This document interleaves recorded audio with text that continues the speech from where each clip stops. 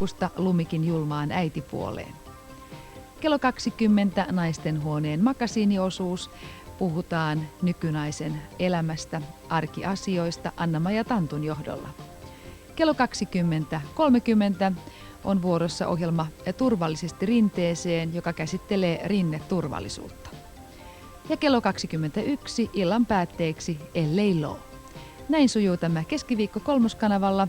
Tervetuloa siis seuraamme ja nyt me lähdemme ensimmäisen tunnin ajaksi jääkiekon kiehtovaan maailmaan. Ja tähän ammattilaisjääkiekkoiluun siihenhän kuuluu suuri raha ja tämän päivän jakson nimenä onkin Rahapeli.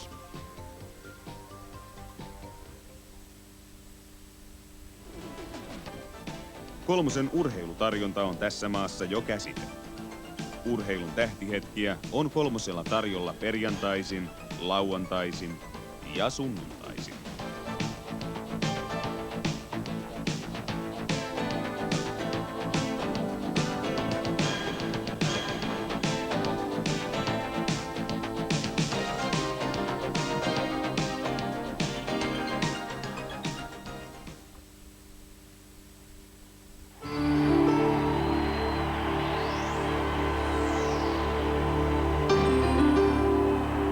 It seemed unimaginable. He had done everything anyone could have asked, yet Wayne Gretzky was about to be sold. As soon as we won the Stanley Cup, I had about 7 people come to me and say, "You're going to be traded to Vancouver."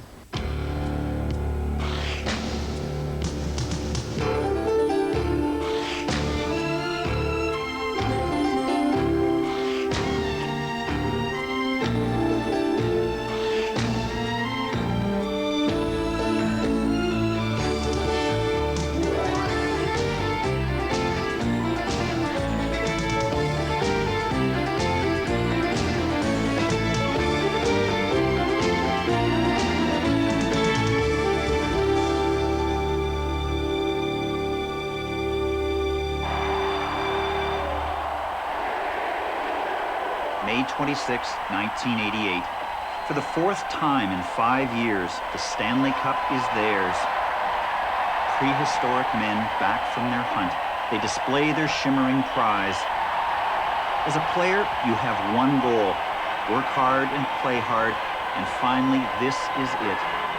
The one time when there's more than enough for everybody.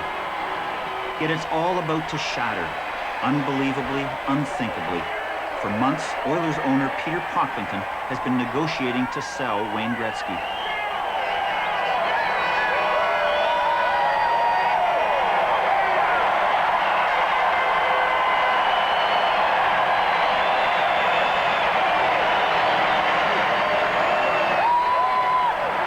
As soon as we won the Stanley Cup, I had about 7 people come to me and say, "You're going to be traded to Vancouver." That was the first thing, not congratulations or, way to go.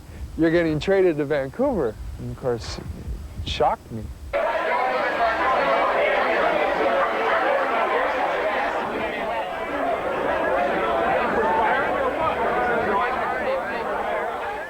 As a player, you want only to savor this moment. Stretch it out as long as you can. Guard it, let nothing get in its way. The scary thing is that we're going to be better next year. That's, we got a lot of pressure on us for next year. But I don't know, I think we relieved a lot of pressure by winning this year. I think that we'll be even better next year. Teammate Marty McSorley and his father Bill, actress Janet Jones, all will be involved in the events of this summer. The next morning, I went back to the arena, and I was in the shower, and I mentioned it to my friend Yuri Curry. And at that time, no, it's not going to happen. And I said, well, I heard your name's in the deal. That kind of rocked him too.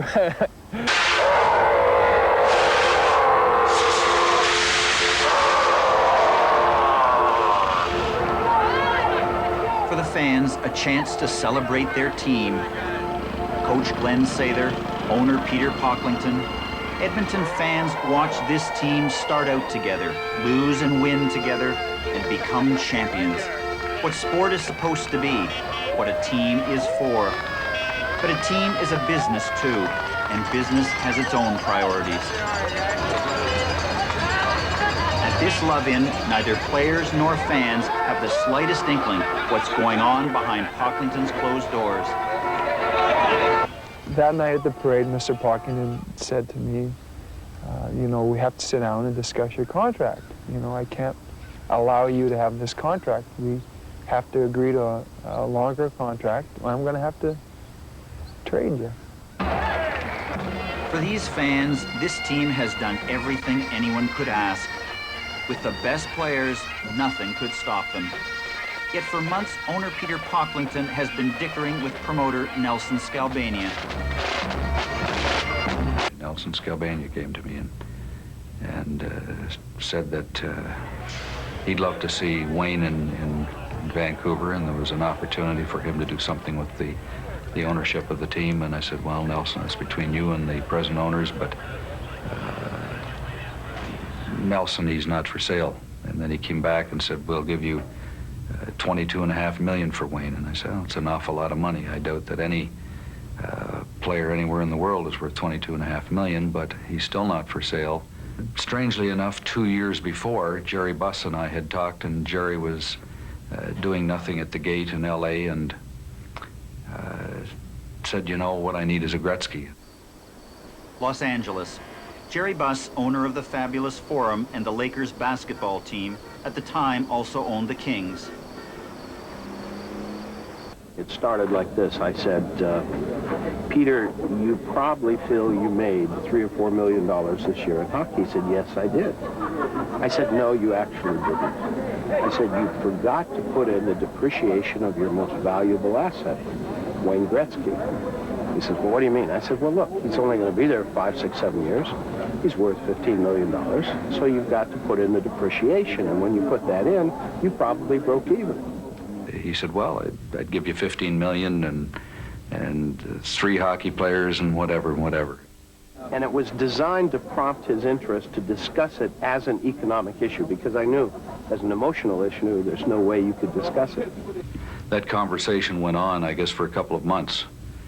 And Jerry would phone and say, have you thought about my proposition? And I guess after a while, the emotion comes out of it, and I started to look at it objectively. But at that point, emotion overrode the objectivity. I was too much of a fan. I truly believed Wayne would go on for 7 or 8 or 9 years or whatever. He was a legend then and probably become greater. And then he said, however, I'd get shot, and that's the end of it, so forget it. Well, Jerry, he's not for sale. Things are going too well. I don't wish it. In fact, I'd be hung if I did such a thing. Hung if he did such a thing, but Jerry Buss has whetted Pocklington's interest. One day, even this asset might be for sale.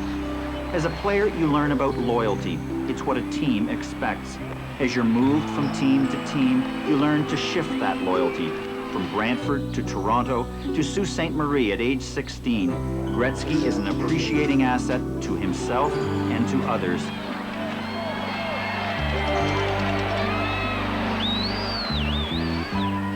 At 17, he sells his services to Indianapolis, his first pro team, who in turn 8 games later sells him to Edmonton. On his 18th birthday, Gretzky signs a personal services contract with Peter Pocklington. He agrees to be a Pocklington asset for 21 years. The major contract was done by the end of the summer, 1st of September. It is basically a 9 and 6 and 6 year deal, 21 more years. Knowing Wayne, he'll likely do the same thing Gordie Howe did and came up with he'll be a grandfather while still playing with the Oilers. For Gretzky, one team, one loyalty, his whole hockey life. I never had an NHL Standard Players Association contract. Never signed one for whatever reason. It just was never signed. But we obviously did agree to terms, and I was being paid under a contract. That contract was a personal services contract with Peter Pocklington? Which was signed January 26, 1979, I believe. And then Mr. Pocklington renegotiated it in the summer of '81 or '82, but again, it was never signed. When the Western Canadian economy collapses, however, Pocklington needs money. He pledges Gretzky as collateral. He then decides to take the Oilers public, shuffling Gretzky from his personal portfolio to the team's, but Gretzky must agree. When we had decided that there was a possibility we might take the Oilers public, I then had to sell the personal services contract to the vehicle that would take the team public. As the time progressed, we found that Wayne had a bit of an upper hand, and he decided that when the contract was re-signed, he wanted a 5-year contract period. At the end of that time, he wanted to become a free agent, and this spelled tough things for the Edmonton Oilers. And at that time, I said, you know, I felt that I had a little bit of an upper hand, and I asked for a certain contract, and what I asked for was a 5-year contract to from Mr. Pocklington, which he agreed to. So I guess the final straw that changed the perspective on all was the fact that we now had 5 more years to go. What do we do? And we had 4 and 3 and 2. We knew that after 3, his value would go way down, and after 2, obviously, almost to nil, relative to what we knew he was worth then, because we had many offers, many teams wanting the prospect or the chance to have Wayne Gretzky perform. July 15th, the day before the Gretzky wedding. Kevin Lowe gathers friends and teammates, old and new, for a gag picture.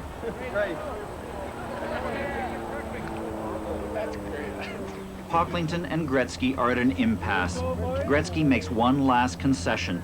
He will agree to stay in Edmonton the rest of his career in return for a no-trade contract. But hockey players grow older. They can't stop depreciating. Pocklington must peddle Gretzky before he loses all value. Pocklington turns Gretzky down. And one of the last conversations I had with Mr. Pocklington, I told him that. I said, you know, I felt that I was one of your most loyal players. I played in every league game. I played hard in every playoff game.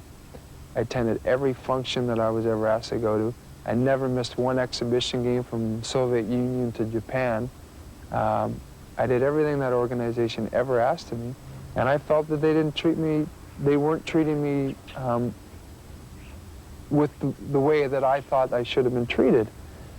That was the last conversation, and that's when I said, look, it's best now if you move me to where I want to go, and that would be California. His wedding rehearsal. After 10 matchless seasons, he had earned some control over his future. Instead, uncertainty.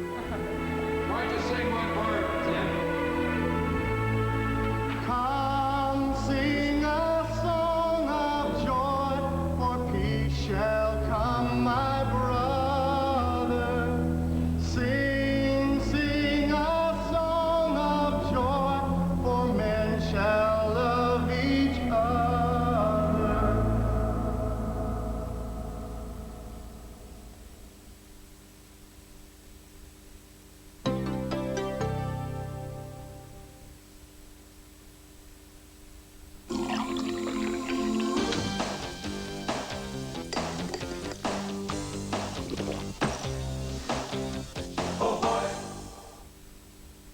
Kuule, ei mitään kiirettä. Ei mitään kiirettä, kunhan heti Ihan vaan teet. rauhassa piirtelet vaan. Bikinit. Alushousut, lappu, tommonen... Läppä.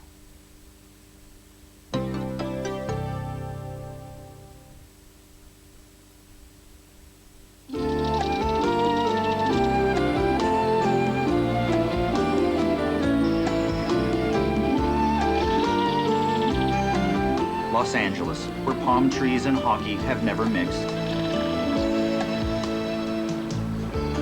Bruce McNall, owner of the Los Angeles Kings, made his fortune buying and selling coins.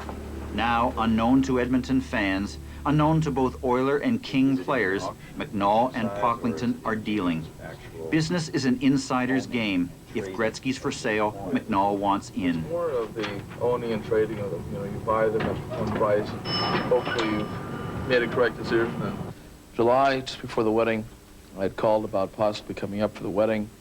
And Peter said, well, you know, you're serious about this Gretzky thing, maybe there's something there. In the meantime, I had heard rumors. I had heard rumors from Vancouver, from the Rangers, from Detroit, that possibly he was being offered around. And the most interesting one to me was the Vancouver rumor. I then asked Arthur Griffith whether there was any truth to the rumor or not, and he in essence said there was truth to it, that in fact there was something being done. So led me to realize that this is a very serious possibility. I spoke to Peter then in July and asked him about this, and he said yes. In fact, he had an offer, a deal pending with Vancouver, and that if I didn't hurry up or something, that this deal might go to Vancouver. July 16th, a day of celebration. Time to remember all the good things, friendships, moments shared, loyalties, reasons why nothing should change, ever. No one knows what's ahead, not Eagleson, not Sather or Ziegler, especially not the fans and players of the Edmonton Oilers. Yet nothing is inevitable. Events can still be turned around.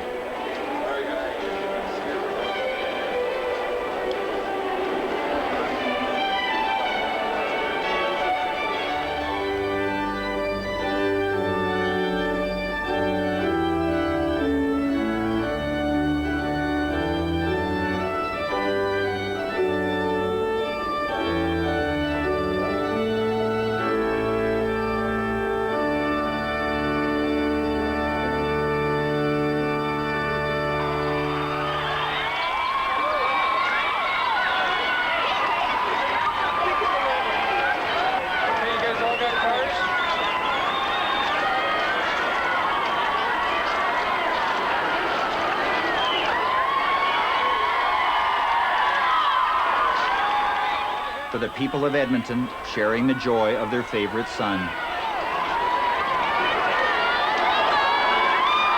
You look so beautiful, boy. I almost started crying when I saw you at the end of it. Really? That's when I almost lost it. Oh.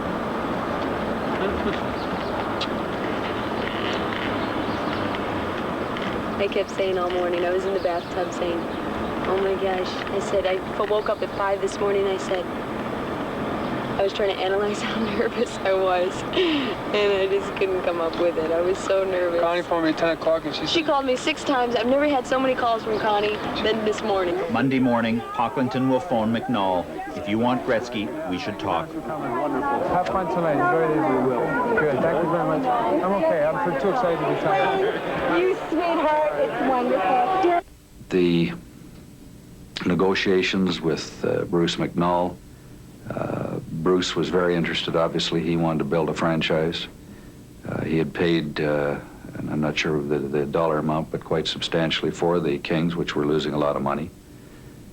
And he phoned, and these conversations, I guess, went on for the 60 days, and I finally said, look, if you wish, you have the right to speak to Wayne, and if Wayne agrees, that's fine, but not without Wayne's agreement. Invaders coming from another planet. Invaders coming from another world. Invaders coming from another planet. Honeymooning in Los Angeles, Gretzky gets a call from McNall. Now there's no turning back. Shopped around in Vancouver, Detroit, and New York, Gretzky feels manipulated and violated. The moment that I was given permission to speak to him, and he knew that Vancouver and others had been discussing that possibility, he was no longer an Edmonton Oiler from that moment on, in his mind. He was now a great hockey player, and at that moment, not sure where. In search of a home at that point. That's right. Well, the first thing I had to get over is being a little awestruck by the whole idea. I mean, a little bit living like the Twilight Zone here, because the idea of having Wayne Gretzky play for a team that I own, just as a fan, seemed to be a little bit incredible, something that almost couldn't be really happening to me there. And that was the first thing. And once we got over that a little bit, yes, I tried over that dinner and then the subsequent meetings that we had to really get a sense the feel for his enthusiasm. One of the key factors from an economic standpoint, obviously, is the fact that it is a $15 million cash investment plus his additional salary. And if he was going to play a year or two, that $15 million I would never be able to recoup. How long did he want to play hockey if he was healthy? These are some of the questions that not only did I ask and receive a verbal answer from Wayne, but also, as you said, in his eyes and his feeling and his enthusiasm and the excitement that in a sense all of a sudden he's coming to a brand new fresh look, almost like he would maybe as a rookie again. Before I can okay a trade, before I can say, yeah, I'll play in Los Angeles, you know, I cannot just come here and be a player, step on the ice and play and lose night after night after night. You know, I think I learned a lot from the Edmonton Oilers organization. I think I learned a lot about the game of hockey. And I said, you know, obviously, a lot of changes have to be made here before the team can be successful. It's not just one player. And we had a great conversation and a great dinner. And at that time, I knew I couldn't turn my back on him. He had been just so nice to me. I said, Wayne, I'll be honest with you, I have no idea what an athlete of your level should make or makes now or anything. He told me what he made, and I told him that, I said, well, how does this sound to you? And I threw out a number. He said, no, that's too much. It's too much. Oh, my God, I haven't negotiated with a person like that in my life. And he said, no, I think it's more in line if you do this. And I thought it was too low, and it was just a reverse negotiations in that sense. I think he was such a great deal of money that was being spent to obtain a service in the first place. I think he was more worried about making sure that I recouped my investment before I went too crazy with it. But it was a very funny scene. He just went back, and finally we just said, well, fine. We just settled on it. It took us all of about 5 minutes, I guess. And that's when I looked at him, and I remember saying, that's why I want to go to LA. I want to help make it a winner. This deal had actually took place late that evening. We had finalized it at, I think, midnight or later. Called Wayne at home and said, Wayne, we're done. Let's go to Edmonton. They would like to have a press conference right away. I remember the day before the trade was announced, I got a phone call from Mark Messier, and he left a message to say, you know, it's important, call me back. And I remember we were staying, my wife and I were staying at that time with a friend of ours, Alan Thicke, and we were kind of hiding out, and we knew something was going to erupt. And I remember my wife saying, you know, you should call Mark, you owe that to him. And I said to my wife, if I make the phone call to Mark Messier, then I won't be traded. Because everything that I talked to Mark about and with, all the memories and all the thoughts that I've ever had, all the good things will come to the surface. And all the reasons and all the bad things that are in my mind right now to why I want to go through with the trade will be wiped out. So I never called him back. At that point, and I'd heard rumors around Edmonton, but I just laughed at them, you know, because in my own mind at the time, I just, well, everybody thought there's no way it could ever have happened. And so when I phoned him 2 weeks before it really did happen, then he said, yeah, it might happen. And at that time, then I said, wow, this is pretty serious. But still, I just didn't think it would ever happen. And, you know, what can you say? I mean, it's unbelievable. The next day when I went to Edmonton, first place I went to was Mark's house. I talked to Mark and explained the situation. I remember phoning a bunch of my teammates explaining my side of the story. Well, he was pretty shaken up, you know. He had a tough time dealing with the fact that just the whole Edmonton thing, the mystique we had. I mean, you don't forget those things. They happen very rarely in a lifetime. To be a part of something like that we were, there's players that will play the rest of their lives, and thousands of more players that are going to come in and play this game and never, ever even come close to the feelings that we've had as a team, as an organization, and winning the Stanley Cups, as friends, as everything. I mean, you just don't get those chances, and he had a tough time, I think, dealing with that. And then the friendships and the city and just everything, it just, you know, and he, at that point, I don't think he really knew whether it was still going to go off. But, you know, he made the decision, and that happened, and c'est la vie.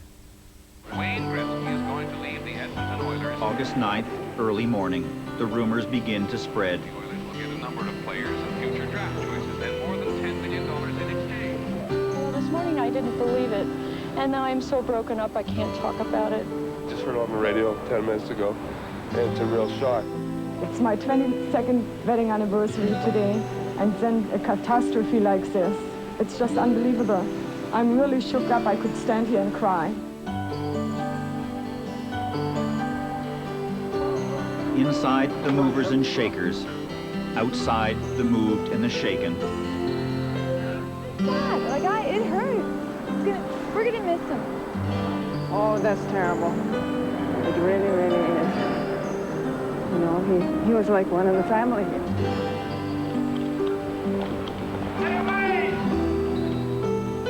No one can comprehend. He's the best ever. You don't mess with that. You just don't.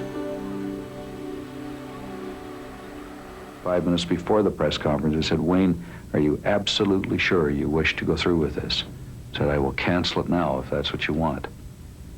And he thought about it and said, no. He said, that's what I want.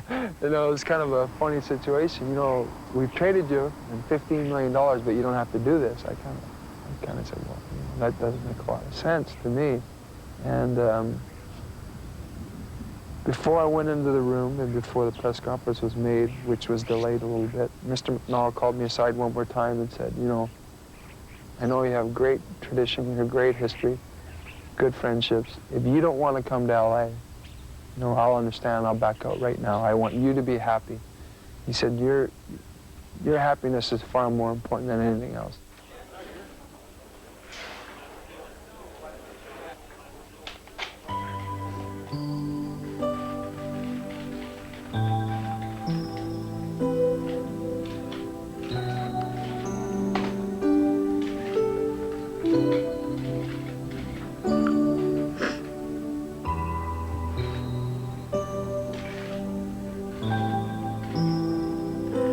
Promised Ness I wouldn't do this.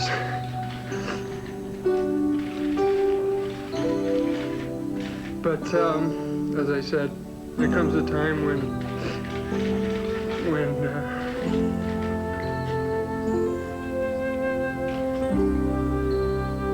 McNall buys his star.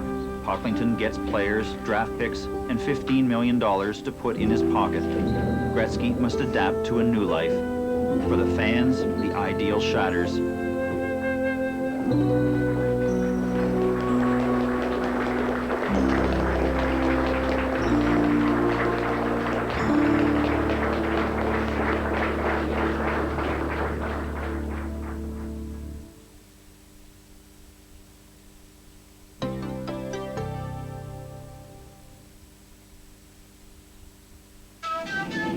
Nyt R-kioskilla 2 maksituplaa taka tupla snack size pussi. Et usko, mutta 10.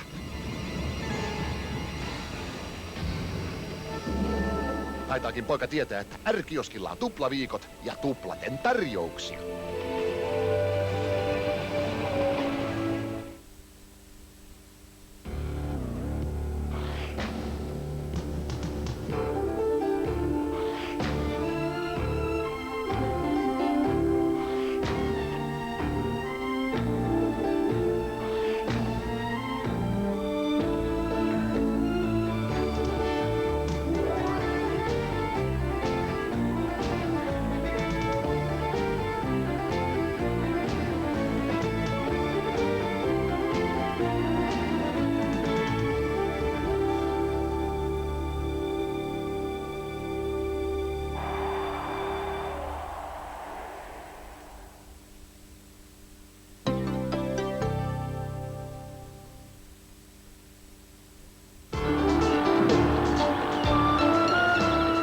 Quebec City, summer 1988.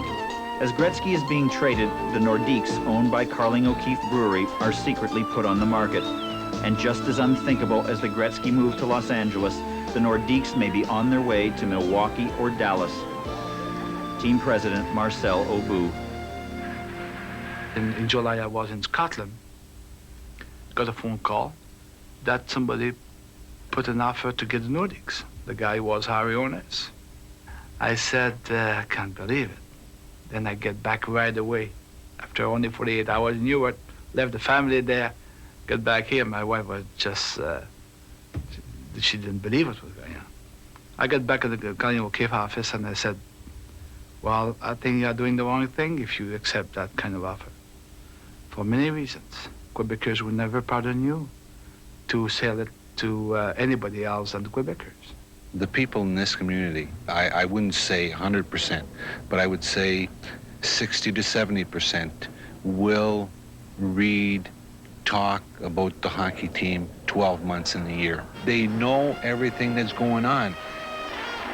But Nordique fans could never imagine their team might move. After all, they support them through good times and bad. They make Carling O'Keefe the most popular beer in the region. They help generate the NHL's greatest rivalry, the Battle of Quebec. They do everything anyone can ask. 3 months later, another offer from a non-Quebecer, rumored to be Harry Ornest, one-time owner of the St. Louis Blues. Carling O'Keefe accepts the offer. To Aubu, it is a betrayal. October 30th, the war happened. Aubu aide Jean Delago. We got a copy of the offer. Unknown buyer. And all this bull.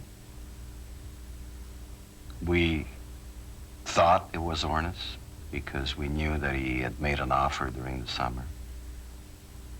The contract was so similar. The clauses were so similar. And one particular clause was so identical. He said, it's got to be Ornis. The answer to your question is no. So you had never at any moment have you made an offer or in combination with other partners made an offer for the Quebec Nordique? I have answered your first question, and the answer is no, because you can ask me 40 questions, and the answer is no. The day after, I made a press conference to say that Nordiques are sold because the contract was consummated, the binding offer with the unknown person. And I said, I got 29 days left to find the money. Marcel did communicate with me that evening. Ed Prévost, then head of O'Keefe in Quebec. He said, would you agree to do an embargo on this news until Monday? I said, fine, I will do that. I will not utter a word of it to anyone until Monday. And I respected that. Monday morning, unknown to Prévost, Aubu goes public. I received at my home Sunday morning an offer already accepted by Carling O'Keefe. Because I have a right to match this offer in the next 30 days, I mean 29 now, we could match that offer and keep the team in the hands of the people in the city or in the province of Quebec. He turns against his bosses, appeals directly to the fans. Ça n'a plus de bon sens qu'on ne dise pas aux Québécois qui veut mettre la main sur ce club de hockey-là. As I was making my way to the office on Monday from a meeting outside of the office, I happened to listen on the radio to discover that my friend and colleague, Marcel Aubu, was holding a press conference at the Château Bonentente, as I recall. But that came to me as a surprise and a bit of a shock. And I even say a bit of a slap in the face, because I had respected my end, but he had chosen to break the ice alone. Tout ce que je peux vous dire, c'est que nous suivons le dossier de très près. Nous allons manifester le maximum de vigilance sur cette question-là et nous allons tout faire pour favoriser les acheteurs québécois. Je pense que c'est notre bébé, les Nordiques. On ne veut pas le perdre. Je pense qu'O'Keefe et par ricochet, Elders a trahi les Québécois en vendant un groupe d'Anglais l'équipe des Nordiques. Et j'espère que Maître Aubu va réussir à trouver les appuis pour acheter la concession. Marcel is a very able, talented, charismatic, highly emotional communicator. And he certainly laid it all on the table that day because from that point on, it was just front page news, headlines all over the place. And headlines based on the fact the team was moving, and no one ever suggested that at any time. And that, I felt, was not fair. Not fair to a company that had sponsored the Nordiques from the very beginning, even before he got involved, in fact. In 1971-72, we started sponsoring the Nordiques. Melbourne, Australia. Elders Brewery owns Carling O'Keefe. From half a world away, it's hard to understand how much one hockey team can matter. In the case of Canada, we've recently announced that we were selling our majority ownership of the Nordiques, the hockey team, Quebec-based hockey team, and the Argos, the Toronto-based football team. We're doing that for a very good reason. We actually like both the clubs. We very much like the people associated with them, but we don't think corporate ownership of those teams is the best way for them to go in the long term. We were still employees of O'Keefe. And by our actions, our press conference, we were, quote unquote, partly destroying the revenues for our employer. Marcel Aubu sounds the alarm in a code all Quebecers understand. Our team has been sold to a non-Quebecer. With no loyalty to Quebec, he may move the team to bigger markets in the US or English Canada. This is a battle for our survival. We must fight back.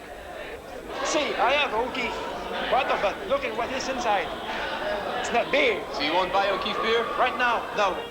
We got commitments from people who sent us faxes and telegrams saying, you can count on me for $2 million.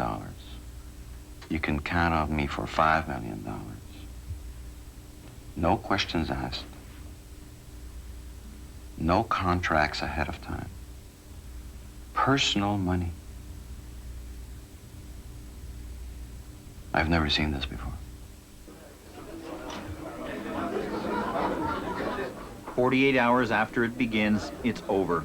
Nordique fans have rallied and won.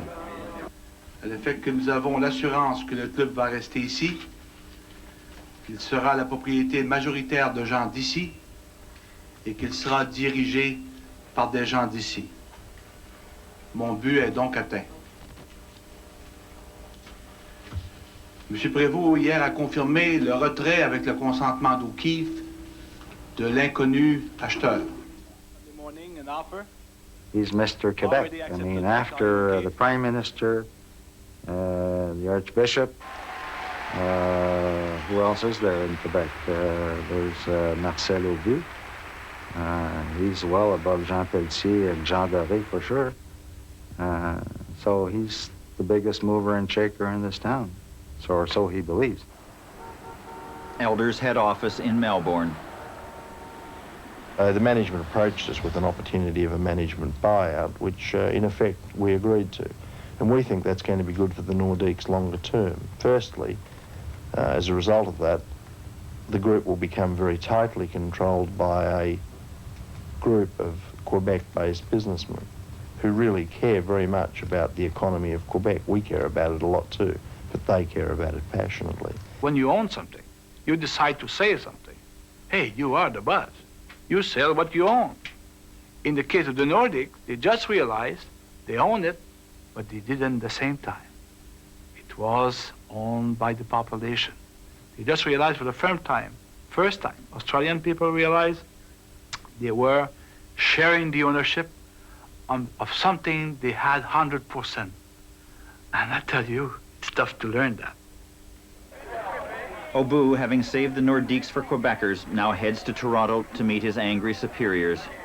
On November the 5th, I was in Toronto at one of our normal monthly meetings, and we had the visit of Marcel and some of his colleagues, where Marcel spoke with me, John Barnett, Ted Kunkel, and asked us if we would give him an exclusivity by November the 9th, I believe.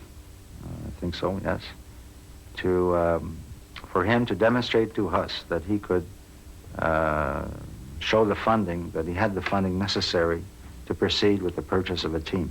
Maintenant, il n'existe aucune autre équipe dans la Ligue nationale qui appartienne autant à son milieu. The Obu partners get their team. The Nordiques remain in Quebec because enough loyal fans care and know how to fight. For Carling O'Keefe and the fans, loyalty bought, loyalty threatened, loyalty bought back again. No team is forever safe. This team didn't belong to O'Keefe. It doesn't belong to the 5 owners that it's got it now. It belongs to the people of Quebec. They own this team. Ce qui unit vraiment les Québécois, comme le disait Félix Leclerc, c'est la chanson, la langue et le hockey. At the moment, we'd like to now to go to the reason you all came, to introduce our new team colors. And let's see, isn't that? And let's see, I think we have a model here somewhere for the new colors. I'm not sure. Do you think? Wayne and Janet Gretzky. August 9th. Back in Los Angeles, Bruce McNall introduces the player who cost him more than the whole Nordiques franchise.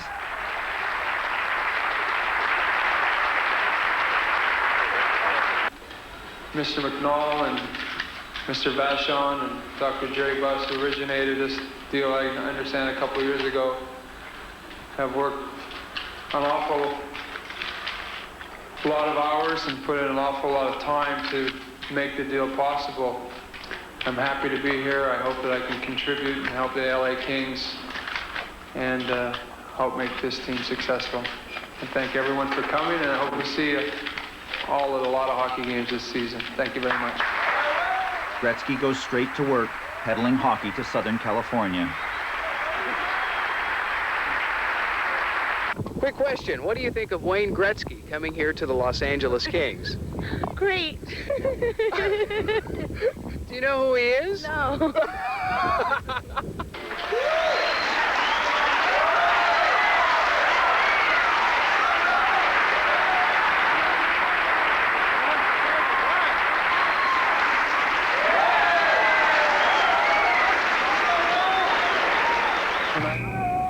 Frontier justice.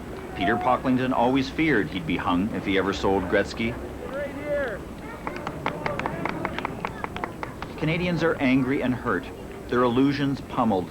It's not supposed to turn out this way. Just showing Pocklington that we're not going to take this. Something's got to be done. We'll never forget this. The trade may be explainable, even understandable. It's just not right. Chasen's restaurant. Celebrities turn out to greet one of their own. Los Angeles is a world of center stage. TV talk shows, guest appearances, commercials. For the celebrity, a bigger market than all of Canada.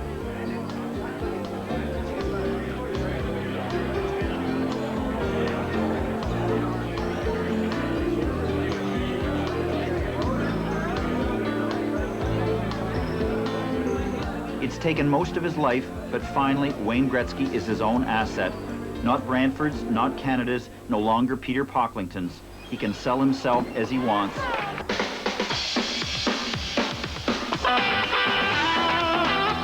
Bo knows baseball. Bo knows football. Bo knows running.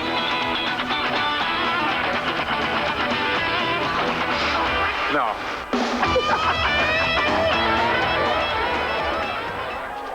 Gretzky has millions of loyal consumers. For that reason, Diet Coke, Lloyd's, and Nike are betting those consumers will like the Gretzky soft drink, the Gretzky Bank, the Gretzky sports shoe. But first they must like his hockey. And in Los Angeles, hockey's a tough sell. The thing about Los Angeles is you've got so many world-class sports. I hear other cities saying, well, we have a lot of sports. No. We have USC and UCLA. Combined between those two schools, they win more world championships in sports than all other universities combined. USC alone has won more national championships than any other university. Now you throw in the Raiders, and the Rams, and the Dodgers, and the Angels, and the Lakers.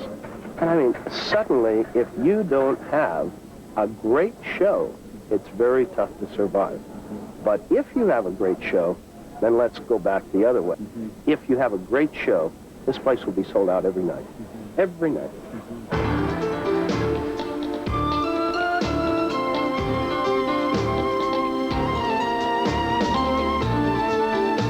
Opening night. A great show means winning. Gretzky must deliver and win.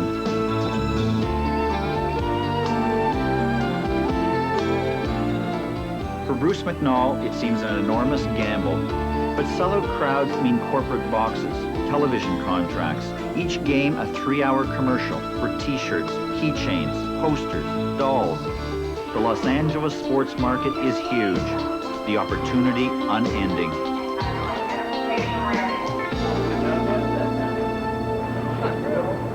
It is now becoming a very, very big business. I think that's why the Gretzky kind of deals are more and more possible. And I wouldn't be surprised to see deals of this magnitude and greater as time goes on. I'm sure we'll look back, it's sort of like Gretzky's own records, you know, people look back one day and somebody will probably break those, and somebody will look back on this deal and say, my God, look how cheap he was back then. Nothing was involved. It's nothing.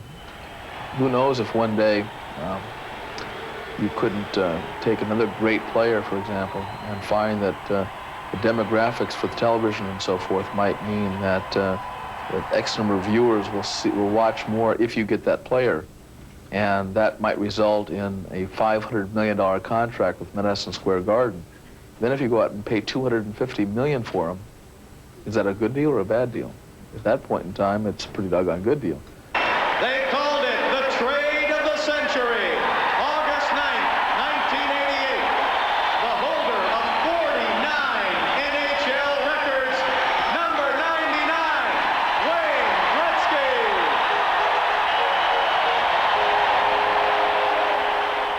With each $1 million Gretzky earns, with each record he breaks, his task becomes harder.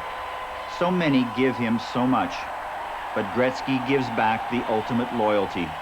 He gives as good as he gets.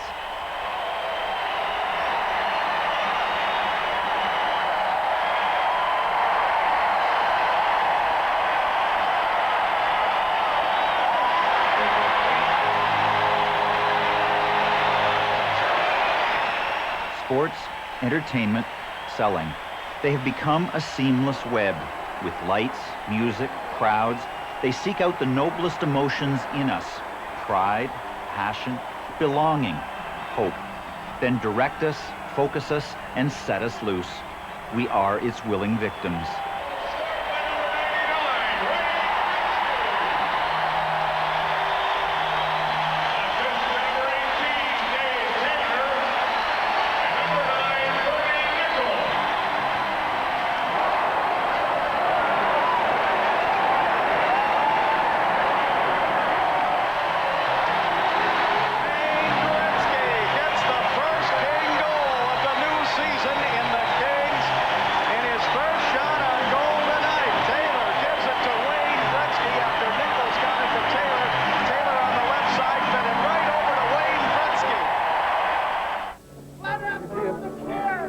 Thank you. Thank you very much. Thank you. Gretzky, McNall, and the Kings win. So do the fans of Los Angeles. Never has LA hockey done so much business. Never has business seemed to matter less. Thank you, guys. The good movement has paid off. Thank you very much. Yeah, worked out pretty well so far. Thank you very much. Thank you. How are you? All right. Is that Grey Water or what? Is that good or what, man? Couldn't get any better, could it? Oh, you do that. You do it. You do it, wouldn't it? Huh? We got the first one. Exactly. No question. You got him on the road, didn't they? Thank you very much. You gonna come down with us, Walter? You gonna come down to the locker room now, or come on down? Gretzky will make millions more dollars. McNall pay off his $15 million investment in less than 2 years. But no one is envious or bitter. More power to them. They delivered. A great show in return. Hey, there they guys are. Here they are. Hey, guys. Oh, man.